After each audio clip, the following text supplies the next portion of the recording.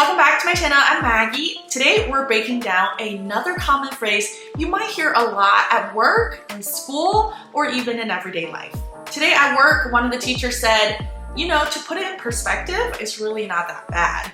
And when I heard it, I immediately thought of making this video because I remember when I first came to the US, to put it in perspective always bothered me and made me confused because who is putting what in what perspective?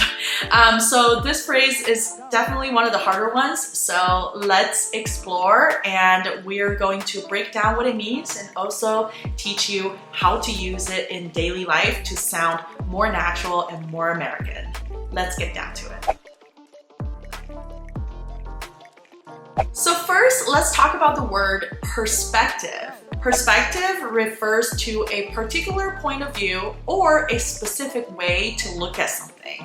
In simple word, it's how each person interpret or see something. For example, the glass half empty or glass half full perspective. Are you a glass half full kind of person, which means you have a more positive perspective? Or are you a glass half empty kind of person, which means you have a more general negative perspective towards things? So now that we know what perspective means, to put it in perspective means to take a step back, look at the big picture, and find a silver lining. Now let's look at some examples. Imagine you're in college and you are talking to your professor about a not so ideal score you just got on a test. Your professor might say, you know, to put it in perspective, it's really not that bad. This really accounts for a very small portion of your final grade, and you still have a whole semester to make up for it.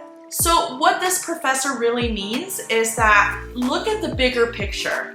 It's okay that your score on this one test is not ideal, but to look at the bigger picture, it's really a small portion of your final grade, and you have a long time to make up for this not so ideal score. So to put it in perspective, the semester just started, you have a long time to make up for it, and this only accounts for a small portion of your final score. To put it in perspective. Now let's look at another example, this time at work. Maybe you didn't get the promotion that you wanted and probably deserve, but you can cheer yourself up by saying, it's frustrating that I didn't get that promotion. I thought I totally deserved it, but when you put it in perspective, I'm still gaining experience and learning a lot from my current role. I will get that promotion one day. When you put it in perspective, I am still gaining experience and learning a lot from my current role. Other than work and school, this phrase is also used a lot in daily conversations. For example, you're at the airport and your flight is canceled. You might be so frustrated, but you can tell yourself, you know what, it's okay.